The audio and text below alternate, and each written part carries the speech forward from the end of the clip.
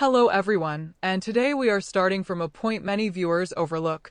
What actually happened to Baris Baktas after the emotional saturation of Kansasekleri? Because while the audience was still processing the ending of Baron's journey, Baris had already moved into a completely different production environment.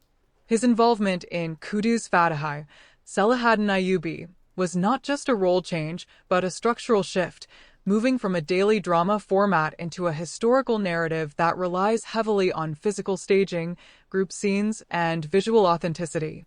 Reports about his preparation, including the long transformation process for his look, showed how much emphasis the production placed on immersion, which is critical because historical dramas do not allow actors to rely solely on facial expression. They demand presence across costume, posture, and action. At the same time, Yagmur Yuksel was navigating a very different kind of uncertainty, one that did not involve immediate large-scale productions, but instead a fragmented transition into new formats. The reported development of the digital series, Kartma, where she plays a journalist with supernatural abilities, positioned her in a concept-driven narrative rather than a relationship-driven one.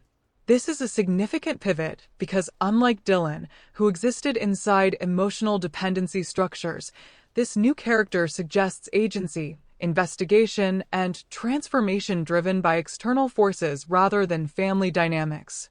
Returning to Baris, audience reaction to his transition revealed a key divide.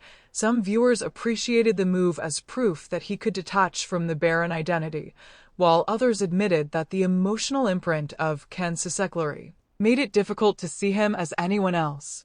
This is a known pattern in Turkish television, where long-running daily roles create such strong associations that even radical visual changes cannot immediately erase them.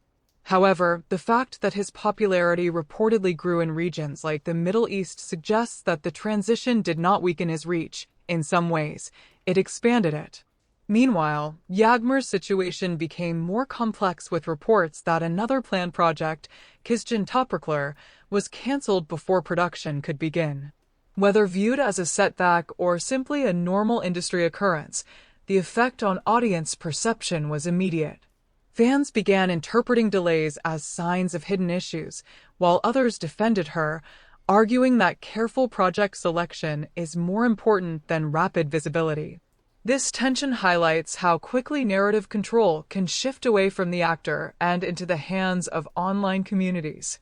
So when we look at both trajectories side by side, what we see is not a shared path after Kansasekleri, but two completely different strategies, Baris stepping into scale and genre contrast, and Yagmur navigating instability while searching for a defining next role.